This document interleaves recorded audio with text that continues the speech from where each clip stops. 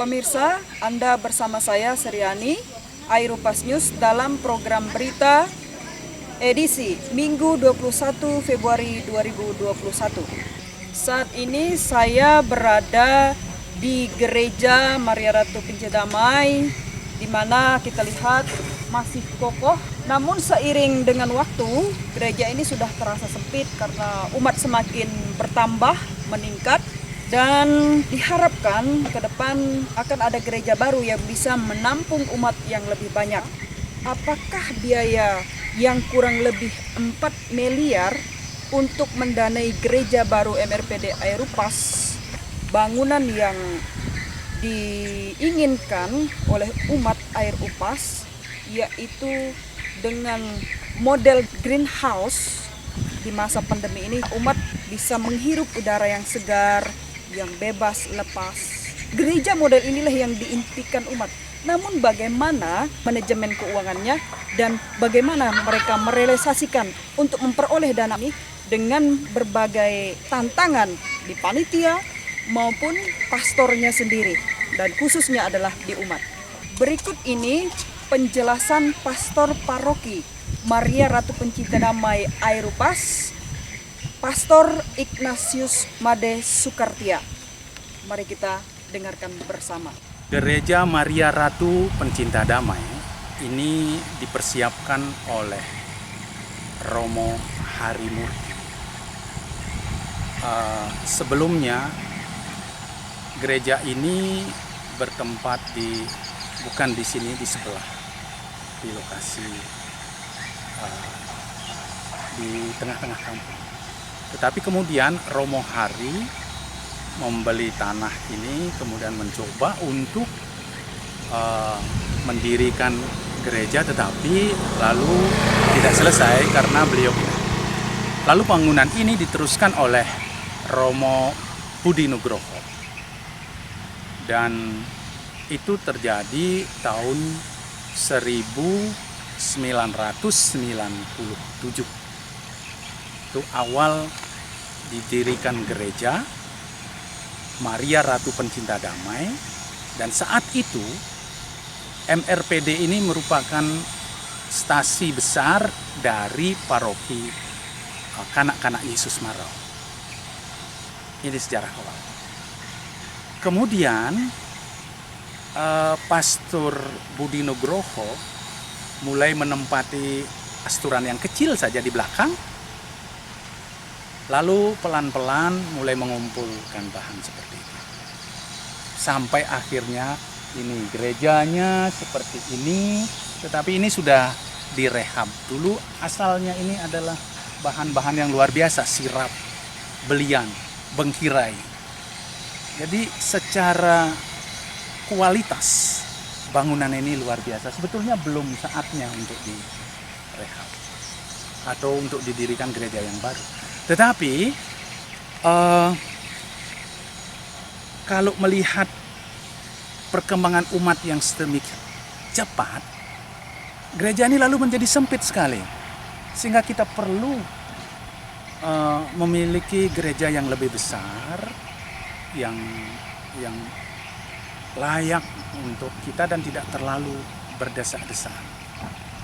Ini menjadi problem ketika Paskah, ketika Natal, ketika hari-hari besar. Oleh karena itu, Romo Stefanus Magut yang menggantikan Romo Budi mulai merancang untuk mendirikan gereja yang baru. Beliau sudah mempersiapkan gambarnya, hanya saja karena beliau pindah, lalu saya masuk baru 2 tahun yang lalu, kemudian melanjutkan rencana beliau. Jadi rencana membangun gereja yang kelihatan seperti itu di belakang itu bukan rencana yang mendadak. Ini melanjutkan dari pendahulu saya. Seperti itu. Kemudian ternyata paroki ini dari usia menjadi paroki secara hukum itu baru tahun 2008. Jadi masih sangat muda. Namun perkembangan air upas ini luar biasa. Oh ya, saya masih ingat sebetulnya yang dipersiapkan untuk menjadi paroki bukan air upas, tetapi Sengkuang. Karena dulu Sengkuang memang menjadi sebuah tempat dari segi ekonomi juga sangat luar biasa. Tetapi sejalan dengan perkembangan kemudian ternyata air upas menjadi pusat. Seperti itu sejarah. Kenapa air upas itu merasa perlu untuk mendirikan gereja. Ada alasan yang lebih mendalam lagi mengapa di saat-saat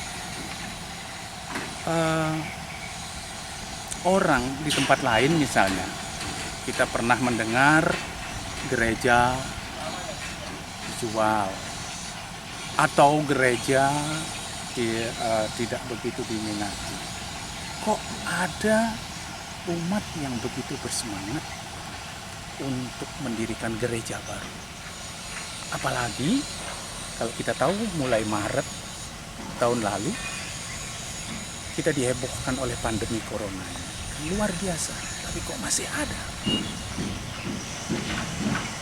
Jadi membangun gereja ini bukan hanya karena kemauan kami para gembala atau kemauan uskup, tetapi ini semata-mata karena kerinduan umat untuk memiliki tempat ibadat yang lebih luas, lebih nyaman untuk berdoa, tidak desak-desakan. Gereja ini besar dan tinggi. Kita sudah melihat rancangan dari seorang arsitek putra daerah, tapi juga nanti akan sudah didesain sedemikian rupa sehingga kesan tradisional cukup. Masalahnya sekarang bagaimana memanage pembangunan yang sedemikian besar ini, yang dananya sebagian besar dari kemurahan orang. Pertama, yang menarik untuk kami ada ide dari Dewan Pastoral Paroki untuk mencari donatur tetap selama 3 bulan. Mereka yang bersedia untuk berdonasi itu akan menyumbangkan dananya setiap bulan sesuai dengan kemampuan mereka. Kami memberi pilihan, ada yang 50.000, ada yang 100.000, ada yang 500.000, ada yang bahkan 1 juta. Kami sangat paham benar dan kami senang, bukan soal jumlahnya, tetapi reaksi umat meskipun hanya 50.000, ada yang 100, itu sungguh membesarkan. Sehingga dari 100 orang yang rela untuk berdonasi, kami tidak akan berhenti atau kegiatan kami tidak akan mangkrak. Itu yang sejatinya menjadi tujuan kami. Yang kedua, kami juga mencari dana yang tidak mengikat, entah dari pemerintah, entah dari perusahaan. Karena kami sadar, memang kami tidak memiliki uang sedemikian, tapi kami harus dengan segala kerendahan hati juga. Ketika orang lain menolong, kami juga dengan senang hati menerima pertolongan. Jadi proposal itu kami buat dengan benar-benar proporsional, benar-benar dari persiapan yang baik dan juga tidak asal-asal. Sehingga ketika entah itu perusahaan, entah itu Pemda membantu kami memang dengan satu pertanggungjawaban yang realistis. Selama ini kami sampai hingga ini pembangunan seperti ini kami mendapat bantuan 1,5 M dari perusahaan atau dari pemerintah? dari Pemda, dari pemerintah daerah. Bapak Bupati Pemda Ketapang. Yang kedua, dana yang tidak mengikat juga kami terima dari koperasi-koperasi yang ada di sekitar ini. Ada yang menyumbang 20 juta, ada yang 5 juta, ada yang menyumbangkan material. Dari pengusaha-pengusaha lokal, dari orang-orang Kristiani yang sukses, mereka juga menyumbang berupa material seperti semen, ada yang pasir. Itu kalau kami hitung dengan jumlah uang itu cukup besar, sehingga kami bisa membangun fondasi yang semula tanah ini adalah miring sekali. Tanah ini sangat miring, sehingga memerlukan dana yang besar untuk mengolah fondasi. Seperti Anda lihat sekarang ini, berapa banyak tanah yang harus kami ambil untuk membuat bangunan ini flat, sehingga air ini nanti tidak akan menggerus bangunan ini. Dan bangunan ini ke depan akan menjadi bangunan yang terbuka, yang tamannya juga harus diperhitungkan, parkir juga harus diperhitungkan semuanya. Anggaran belanja yang kami susun bersama panitia pembangunan gereja ini berkisar 3,5 miliar sampai 4 miliar.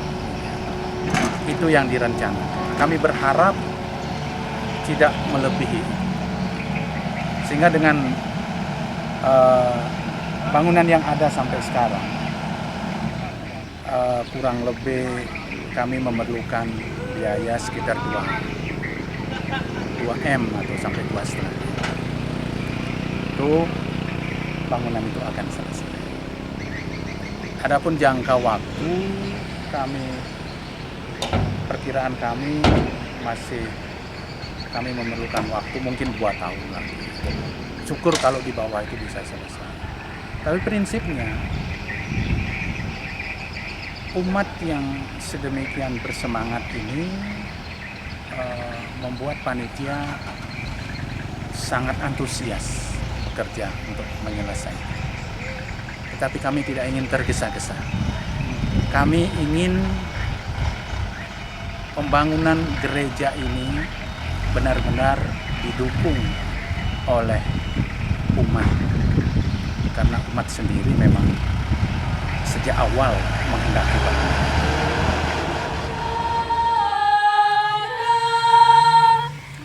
Menatap wajah-Mu,